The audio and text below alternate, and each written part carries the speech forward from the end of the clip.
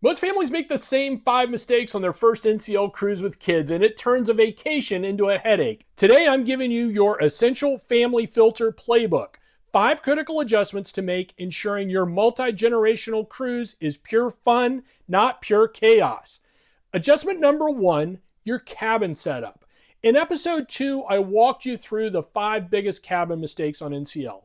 Everything there still applies, but families have an extra layer. The first question is, same room or connecting rooms? If 2 kids under about 12 or 13, same room usually works. Most NCL cabins that sleep 3 or 4 use a pull-down bed or a sofa bed. If the kids are teens, strongly consider connecting rooms or maybe a balcony for the parents and the kids in an interior across the hall. Everyone has their own bathroom and just more space. Here's the booking trick. NCL's website doesn't show connecting rooms as a filter. You have to look at the deck plan. And usually connecting rooms are only balcony rooms, not interiors. Call your personal cruise consultant or travel agent and specifically ask for connecting cabins. They'll pull from the deck plan for you.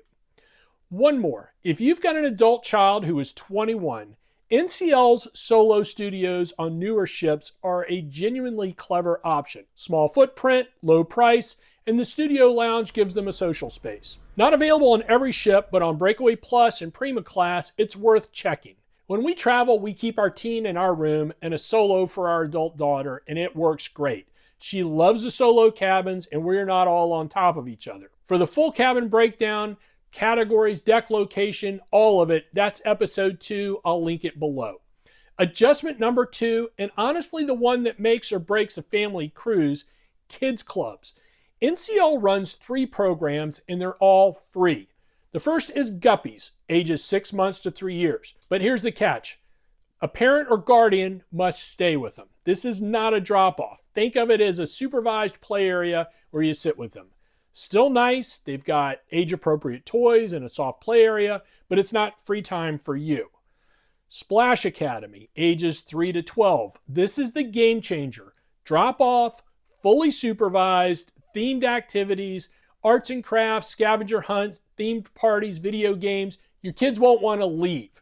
Entourage, ages 13 to 17. Entourage runs icebreakers, game tournaments, and hangout sessions. Now, here's the single most important tip in this entire episode. I say this in any video involving kids, and I'll say it again because it matters that much. Register your kids and send them to the club on night 1. I know it feels early, you just got on the ship, but night 1 is when all the other kids are meeting each other for the first time too. If your kid walks in on night 3, the friend groups are already formed. Night 1 levels the playing field. Register if possible as soon as registration opens on embarkation day. Usually 11:30 a.m. to avoid long lines later on. One more thing. NCL also offers the Late Night Fun Zone, which is a late night group sitting program for children 3 to 12. It's not free. Last I checked, it's around $6 per hour per child, with siblings $4 per hour. But if the parents or grandparents want a later night drink or some casino time, it's there. Adjustment number 3, your daily rhythm changes with kids. In episode 5, I gave you the C-Day playbook, morning, midday, evening, the whole timeline. Most of that still works, but here's what shifts. Mornings. Kids are hungry, and if they're hungry early, forget the sit-down breakfast at the main dining room for the first couple of days. Head to the buffet. The Garden Cafe is wide open, and kids can grab what they want without waiting. The midday pool deck reality check. This is when kids want the water slides, the pool, the splash pads. A few things to know. Water slides and the ropes course have strict dress code rules. No loose clothing, no cover-ups, proper footwear. Read the posted signs before you get in line with a cranky 8-year-old who just got turned away. There are also height requirements on certain slides. And remember from episode 3, if you board early, the slides and rope course are usually empty around 3 p.m. while everyone else is still settling in. That's your window on day 1. The big strategy here is divide and conquer. Drop the kids at Splash Academy at 1 p.m. Adults hit the spa or adult pool until 4. Everyone meets back at the cabin before dinner. You don't all have to do the same thing all day. And honestly, nobody wants to do the same thing all day. Same thing in the evening. If the kids are in Splash Academy or Entourage after dinner, that's when the adults catch a show, hit the casino, or just sit on the balcony. You'll all be happier for it. Adjustment number 4, dining. Episode 4 is your full dining playbook. Reservations, specialty restaurants, room service, all of it. Here's the family layer on top.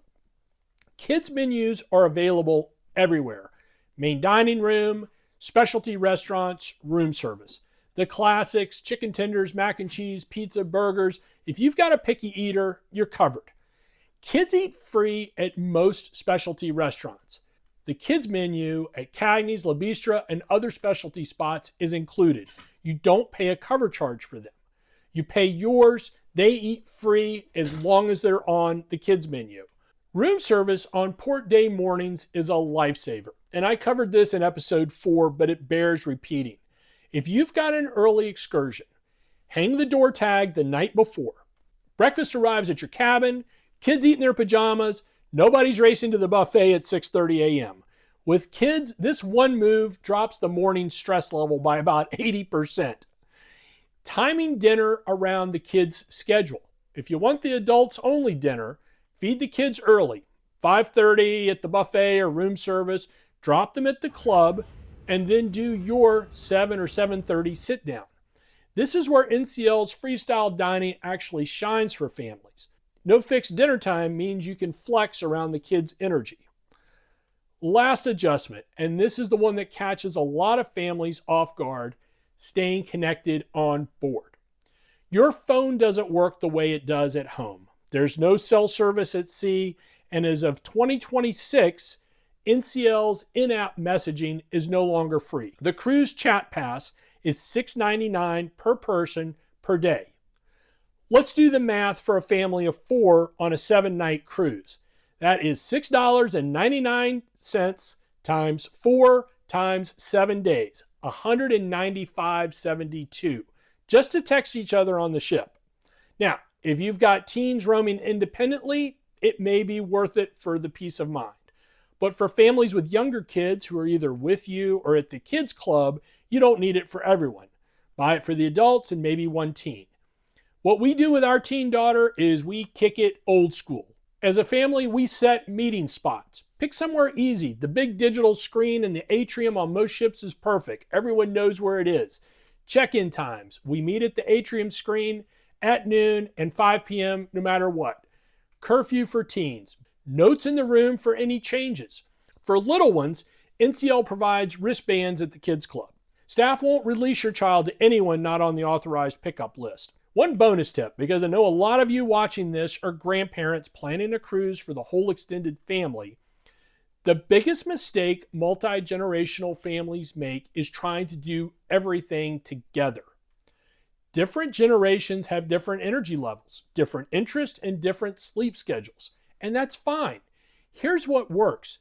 Pick one anchor activity per day that everyone does together. Maybe it's dinner. Maybe it's a shore excursion. Maybe it's the sail away party.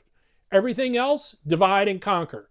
Grandparents take the morning, parents get the afternoon, kids are at the club, everyone meets at dinner. You'll actually enjoy each other more because nobody's dragging anyone to do something they don't want to do. On port days, this matters even more. And that's where episode 7 comes in. Some excursions work for all ages, some don't. Episode 7 walks you through how to evaluate that. That's the family filter for NCL. 5 adjustments on top of everything in episodes 1 through 7. If you're a seasoned NCL cruiser and you have some other ideas or other tips, please drop those in the comments. And if you're not and you have any questions, please put your questions in the comments. I respond to everything. And as always, if you're finding value in these videos, please consider subscribing and giving the video a like. Thanks so much.